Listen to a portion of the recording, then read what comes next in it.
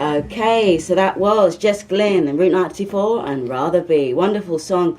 So, welcome to the show, Zack. Hi, good morning, Abby. How are you doing today? I'm okay. It's a morning thing. I'm not really a morning. Are you a morning person? Not at all. No, so. And I think it's going to rain on top of that. So. Yeah, it looks a bit cloudy this morning. Looks a bit gloomy. It was a bit gloomy, but it might get better. Yeah, need a little bit of rain for the rainbows, don't we? Yeah, but normally in the afternoon it does. The sun does come through. As long as you haven't got your clothes hanging outside, you're fine. Yeah, no, I don't have clothes hanging out. Good.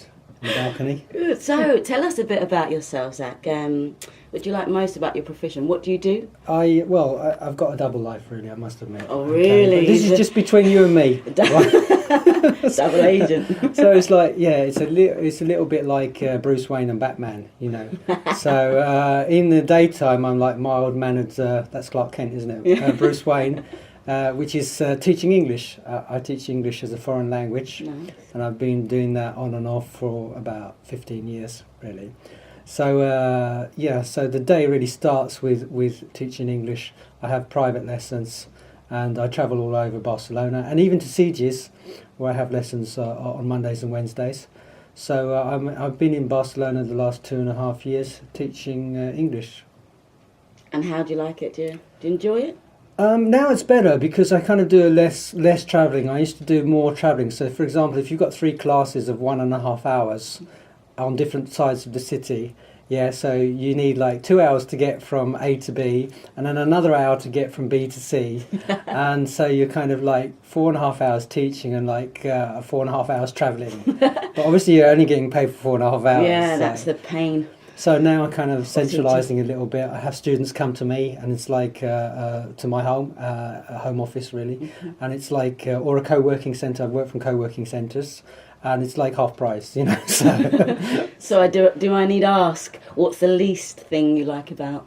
The least thing about the job here is the travelling. Yeah, it really is, because on one side in the summer it's not so bad because you've got your music, you've got your iPad, your mini iPad or whatever, so you do all your office work like in the train. I mean, for example, the metro is a little bit of a pain. I quite like going out to Sieges because you're on the train for half an hour. You've got lovely scenery. You've got the seaside, and what could you want? And you can do something productive for half an hour without being distracted.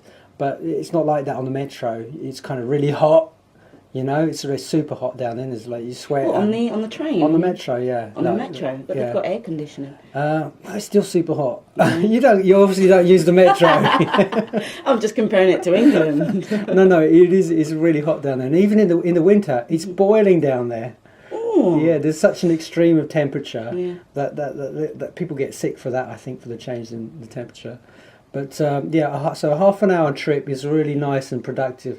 But when you're on the metro, jumping and changing, and you've got 3 minutes. If you miss one train, you're going to be late for your class. Yeah, that's so you've got this pressure as well, and that's the worst thing. So tell us about Destination English. Well, I set Destination English up really. I think it was in 2006 as a kind of online.com. Because basically I used to teach in class and I had materials, and when you have these really good websites and you can never find them again ever, so what I decided was I'd make a website, and then I have one page that would just be useful links, and I called it the student site because I collected all the brilliant links that you could never ever find the second time when you need them, and I just put them all on one page. So and that was like practical. That was the student site. Perfect. So, changing the subject and getting to know a little bit more about you. If you were not born in this century... you gave me some weird questions. Let me see. And I thought last night, I thought I better think about. I think I better think about this. I've got to think about this, but my brain wasn't working very much because we were on a bit of a blinder last night, weren't we, Ajit? Yes, we were. I thought they were quite interesting. We started quite early. Yeah, they were interesting questions, but that's what I'm saying. I mean, I have to think about them. So that's the whole point. I know, but my brain wasn't working, so I thought I'd have a chance this morning, but I just had a quick look at them and I thought I can answer those last two, okay? But I'm looking them up now on my phone. So where do you want to start? Let's start with, if you could go back in time. If I go back in time, I'd talk with my time machine. Back to the future. Back to the Future. No, Yeah, see, that's it. If I could, does that include the future? Because No. I was thinking about that. I thought we should go back in time, and I was going to ask you, what about forward? Well, we could do that after. Well, that would be another question. Yeah. Okay. Because we don't know yet, do we? If I could, I would. Yeah. Okay. So if you could go back in time, what would you do differently? What would I do differently? Yeah, I thought about this question, and I think the best bit of advice would be when you go to a foreign country like Spain or Turkey or whatever. In the first year, get yourself into a course and get the lingo, because yeah, you know, I stayed in these places like 5 years, and it was like in year 3 and year 4. That I found myself like speaking in the lingo and really connecting with people.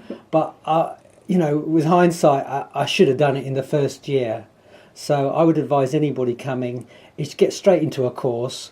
Within 6 months, you know, you could be kind of reasonably comfortable with the language, and you just get into the culture. That's and true. people will be inviting you to their homes and to their parties and barbecues and shit like that, you know. And I had to wait like 3 years for that. Well, I think the positive thing about that, well, in Spain or Spanish, is when you see a word, it's pronounced as it's spelled, not like in English. Yeah, it's a phonetic language. Exactly. That's what I'd say. So, English, no. way.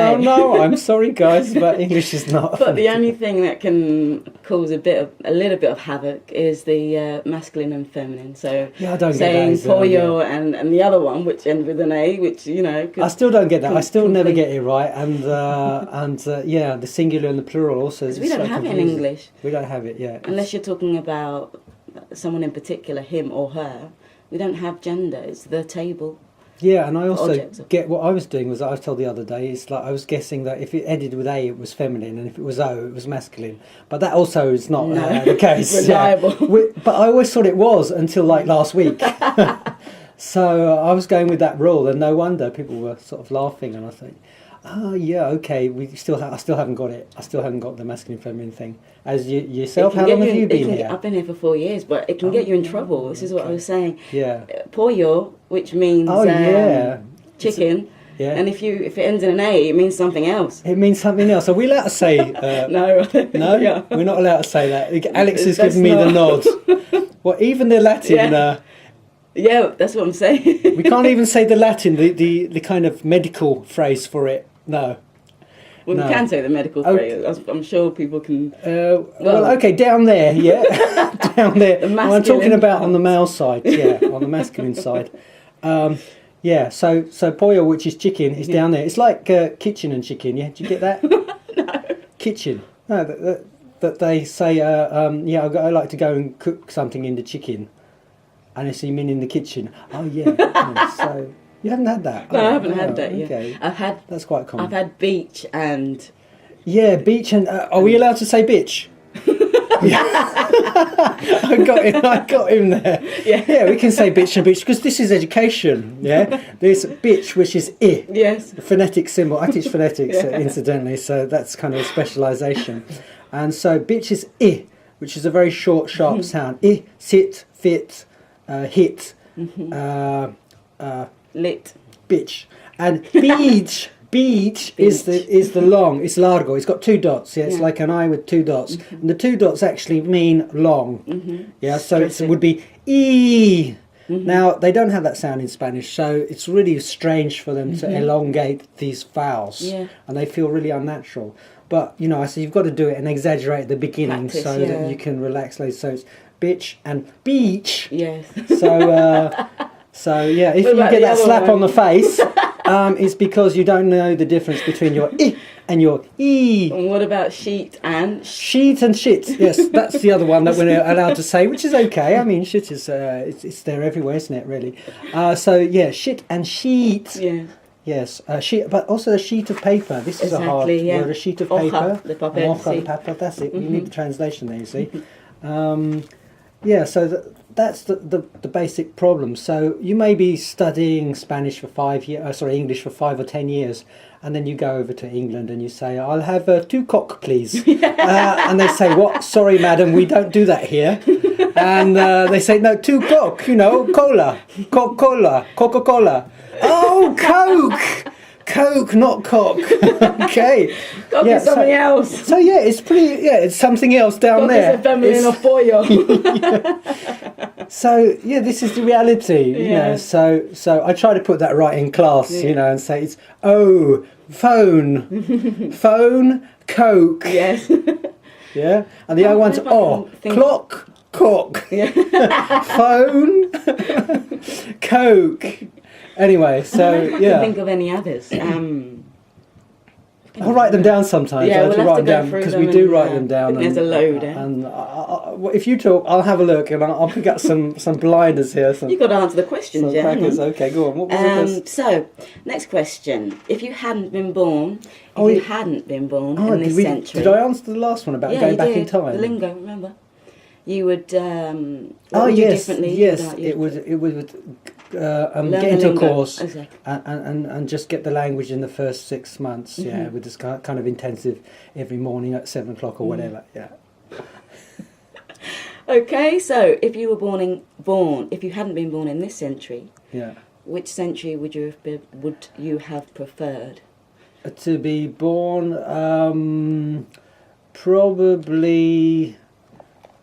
probably around. Let me think. That's a tricky question. That's a difficult one. I think I've got to look at the historic dates of events in history and say I might have been, witness to the grassy knoll, or sort of, sitting in a tree in the Battle of Hastings or something. So I think it might be the Egyptian pyramids. Maybe that would be like, I could just like answer the questions, couldn't I, and make a diary and say this is what actually happened, like, because I was there, man. So how they make the pyramids or the Stonehenge thing, right? So that's circles. No, we were just having a bit of fun. We were like pissed up, and we thought, why not make a circle? And the one who could make the best circle will like win the maiden, like, And that's the real story. Yeah, instead of sacrificing her, what a waste. Okay, I think we'll leave that there. Yeah. Very creative. Who are your heroes? I think my heroes were plural. Choose two. Well, I think Gandhi would be one. Yes, definitely. So, I mean, he was a lawyer. He was educated in England. Yeah. He went to England, and he was a very, comical man as well. I remember. So, have you seen the film? Did you see the film with Ben Kingsley? Ages ago, though. Yeah, but I do remember one of his quotes. He said, "An eye for an eye makes the whole world blind." Yeah, that's one of my favourite quotes. I've got that on my Facebook, I think, like that quotation. And the other one I like is when he went to the UK and he was greeted. He was already a statesman and representative of India. And when he arrived at the station, they said, "What do you?" They were trying to feel impressed, so what do you think of our civilization? And he said, "I think that would be a good idea." So the man had a sense of humour as well. It's funny, isn't it? Really. Takes a while for the penny to drop, though, I think. Exactly. But that's amazing. Okay, next, who do you have no respect for? Who do I have no respect for? Well, I don't think there's a person. I don't know. The question was who.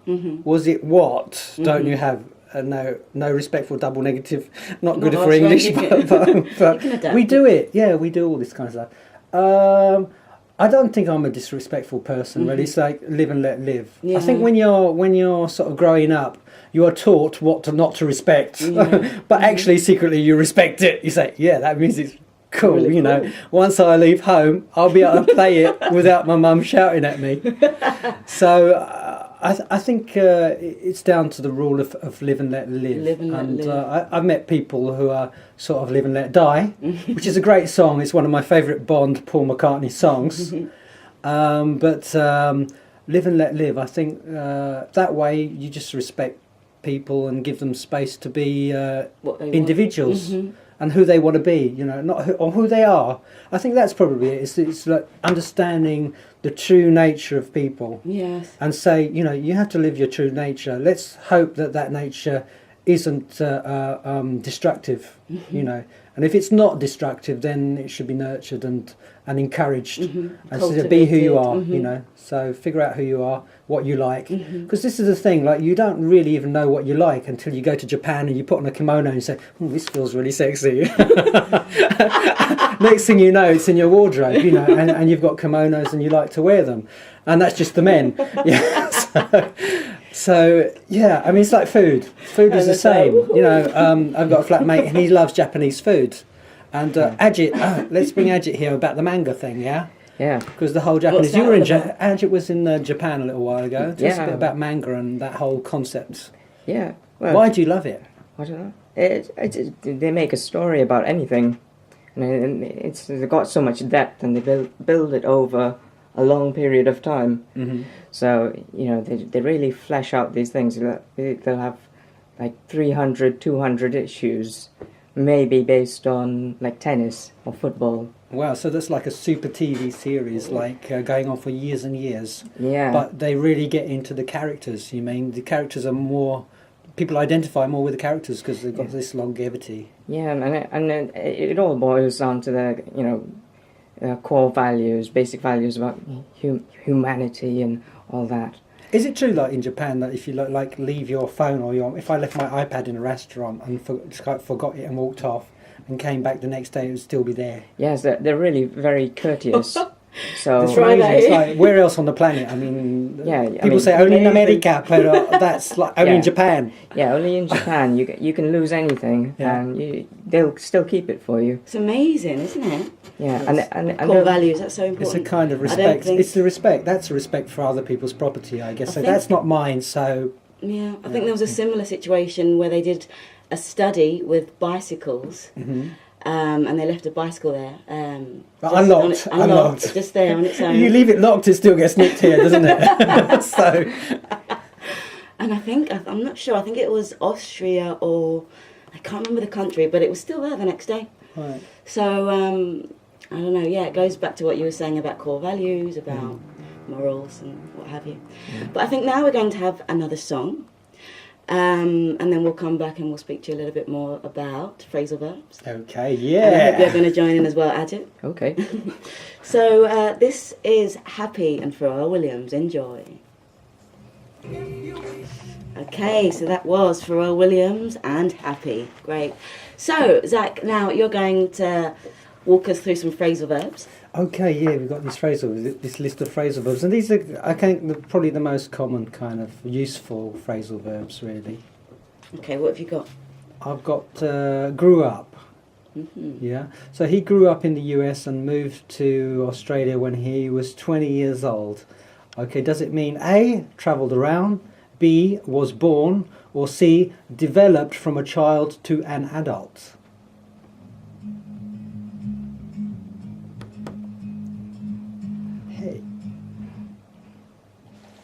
So the answer is C, developed from a child to an adult. So to grow up. To grow up is to become an adult. Yeah, so what happens is I think people think that it's to do with plants. You know, creciendo or something like that. Yeah. So plants growing and becoming trees or what have you. So I suppose it's madurar.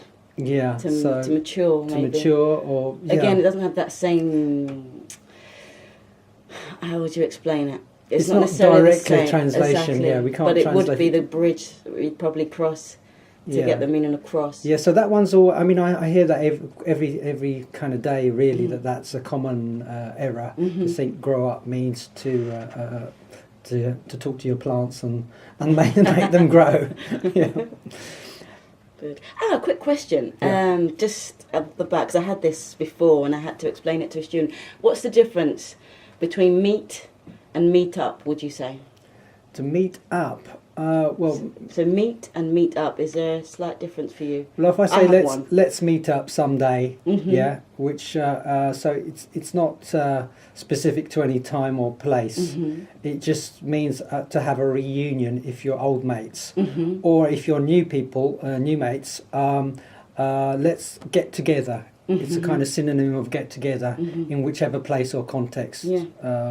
But it just means it would be nice to see you again. Yes. Let's do it sometime. Whereas to meet does mean just to be, it's more formal, I guess. Yeah. Meet And I why? think- Because you want to discuss something. Yeah. It could be business, more likely business. Exactly, and I think it also could be unplanned, spontaneous. Oh, I met a chap yesterday, Mm-hmm. and then if you can compare that to, oh, I met up with Zack yesterday. It's more informal, isn't yeah. it? It's like the groups, the meet-up groups. Exactly, I mean, yeah. it's a social arena. Mhm. You know, if you want to go to a meeting, go to one of the other networks of business. Exactly, yeah. And they'll say, we don't have let's meet up. No, it's too informal. They'll Yeah. say, we have a networking event. Exactly. Come, bring your business cards, etc. true. But the meetup would say, look, we're showing actually Cinebar have I think they're showing a film on Wednesday. Lee, yeah. who was on the show a couple of weeks ago, does the meetup group Cinebar, and they show films in a gallery somewhere in Drassenes. Oh wow. I think there's Wednesday tomorrow evening. Mhm. But so that's a meetup, which is a kind of social event, informal, a get together really. Yeah. Together. Okay, so number 2, what do you have for us? I've got. I'll read a sentence, yeah, Okay. and then I'll give you A, B, and C, and like the audience, as you're out there, you can guess which might be correct. So it's I need to work out how much money I have left after I've paid for the jeans. Now, is the answer A? I need to check.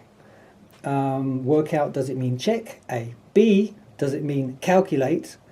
Or C, does it mean count?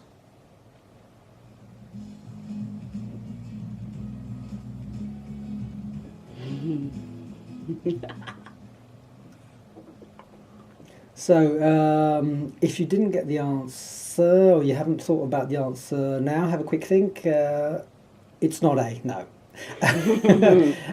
Process of elimination, it's not C either. It's B, to calculate. I need to work out how much money is to calculate the amount of money I have left after buying jeans. Workout is a tricky one as well, because it also means to go to the gym and work out. It does. So you've got to look at the context of the sentence. So don't assume that workout is always going to be calculate. Yes. And there are some phrasal verbs that have like 8 or Various nine meanings, different yeah. meanings. So you really need to look at the context. Yeah. So if we have an example of workout in a sentence that means train, can you give me a sentence, for example? Yesterday I went to the gym and I worked out for 5 hours. Wow. Is that real, or is that invented? Of course, invented. It's invented. No, Yeah. I do it every day. Every day, every morning before the radio. Yeah, get up when the sun gets up. We get up too. Well, I try my very for best. 5 hours. Yeah, so that's another workout. So you kind of need those 2 examples, and you need to create sentences, but true sentences. It's better because you can remember. Yeah. You can remember them. That's the thing, and you can use them. You can tell people I usually work out after work on Tuesdays and Thursdays. Okay, number 3. Number 3. Okay, it's here, or it's number 2 in fact. Actually, because the first one was an example, wasn't it? These my techie guys like this. I never lose data because I always back up my files. So this is quite literal, and 3 answers. A, is it use a password to get in? Is it B, make a copy of? Or is it C, print out?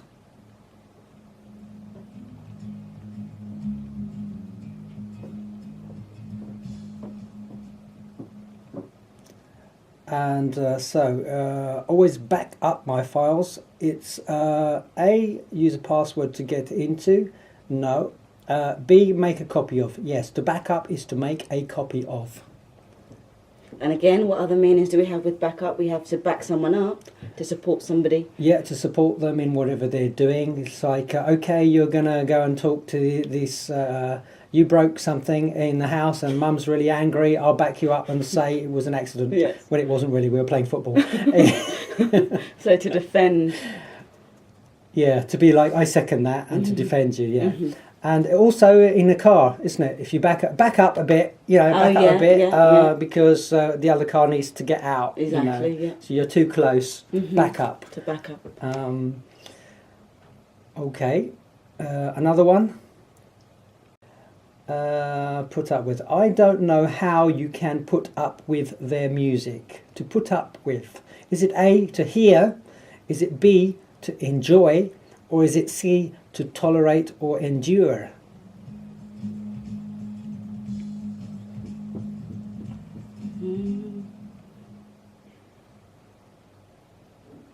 And the answer is C, to tolerate or endure. So in Spanish that would be aguantar. Okay. So and to put up with. yeah, so it's to tolerate, and in this case the context is music of the neighbours, for example, that I don't know how it's possible that you can, because it's so loud or so noisy or it's very late at night. I'm thinking if there's any other meanings with put up with. I think that's the only one. Yeah, I think it's very clear To put that up one. with. But there is another Tolerate. one which is quite funny, which I always get a laugh and a problem in class, is put on your jacket. To put on your jacket, to take off your jacket and put on. So the first time I said, like, put on your jacket, and they all started laughing, of course, because the put on here is another thing. Oh really? Yes. Oh, Yeah. of course, yeah, of course. Yeah. So there we go. So to put on your jacket means gosh. the opposite of take off. Yeah. And put on your shoes, put on your jacket. But if you say it to a lady, you may have problems. Yes, Yeah. well, I can imagine. Moving on. Moving on to the next one. Let's have a look. Where are we? This one, to end up. Yeah. Number I like 4. this one. We took the wrong direction. Okay, this is, I suppose, driving. Yeah, let's say we took the wrong direction and ended up in the wrong part of town. Is it A, finished the journey, ended up, yeah, finished the journey? Is it B, arrived unexpectedly? Or is it C, finally arrived?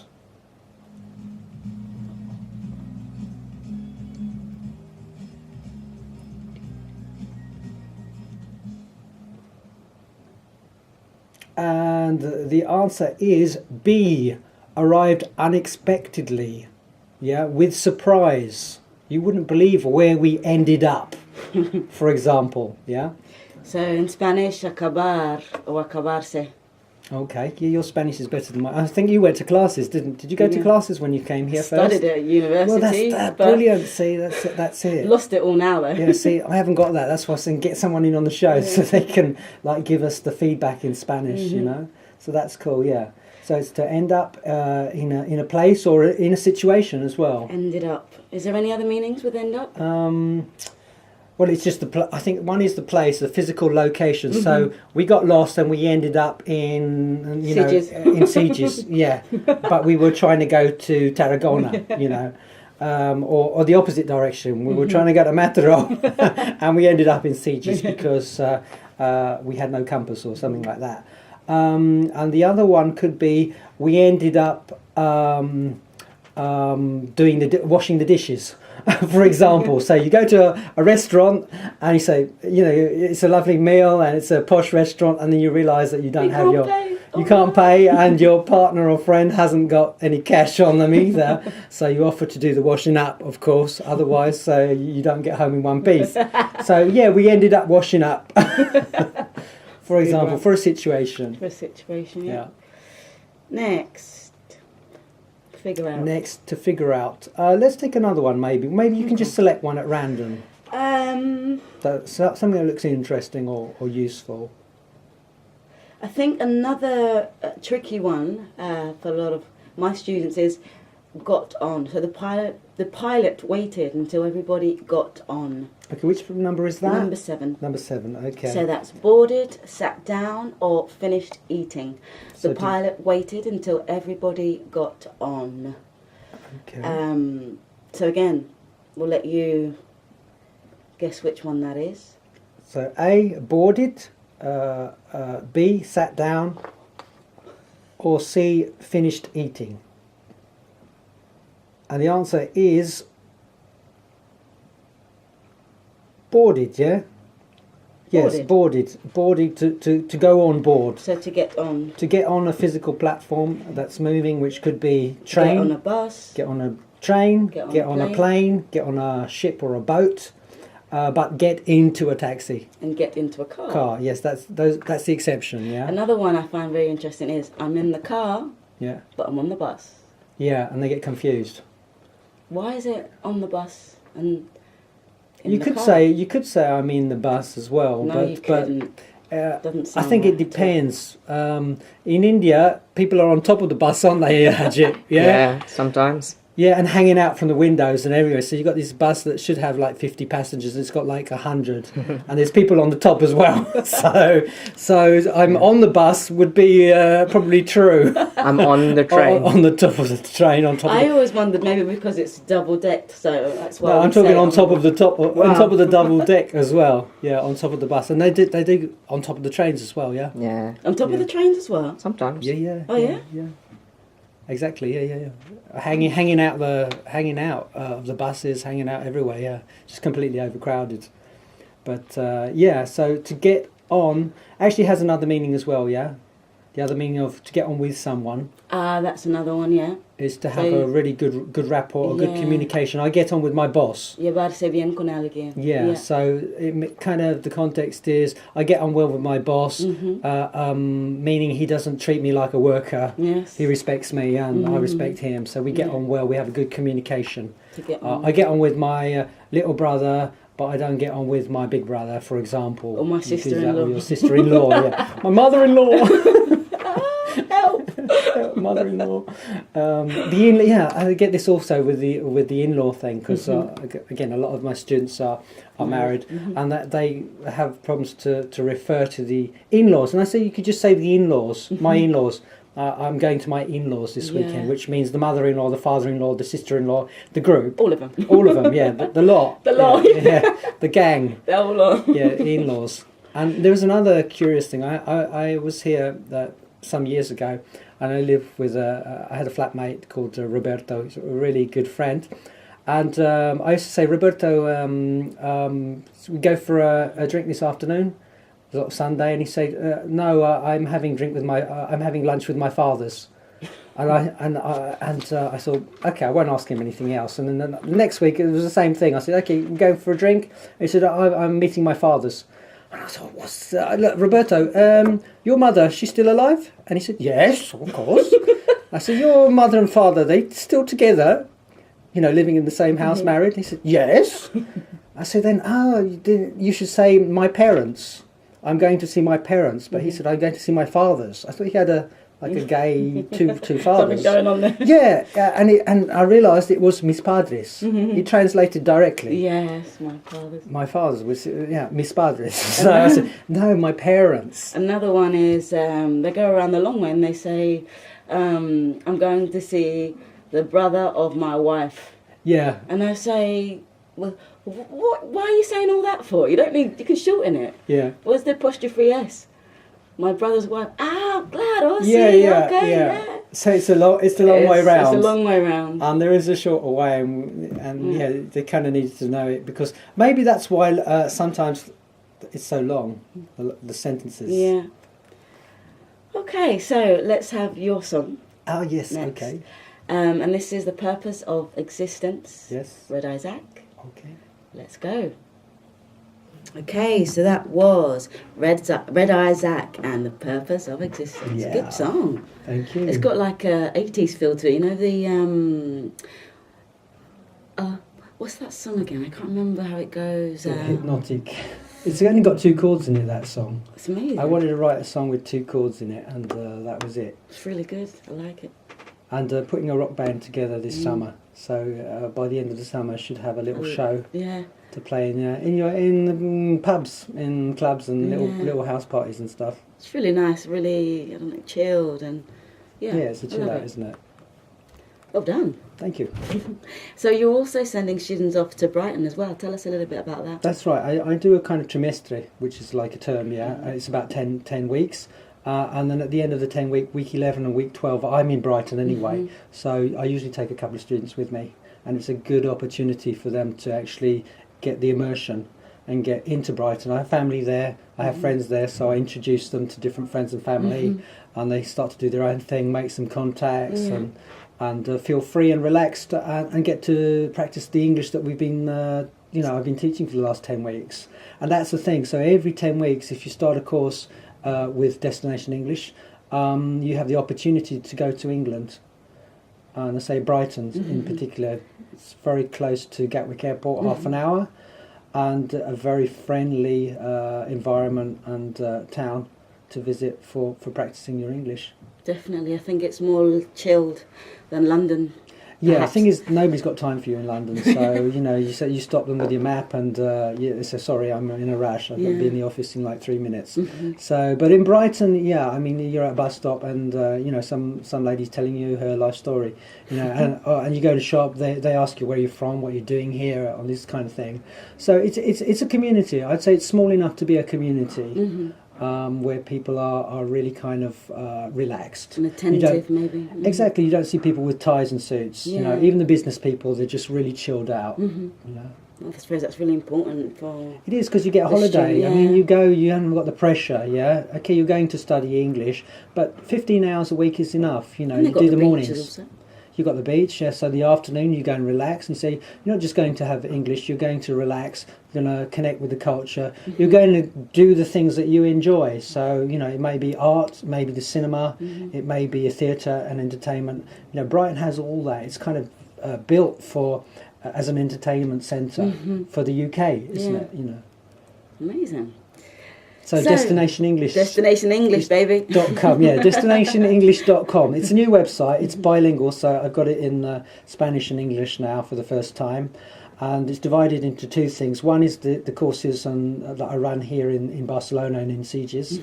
And the other side is the immersion, the intensive English in Brighton in the UK.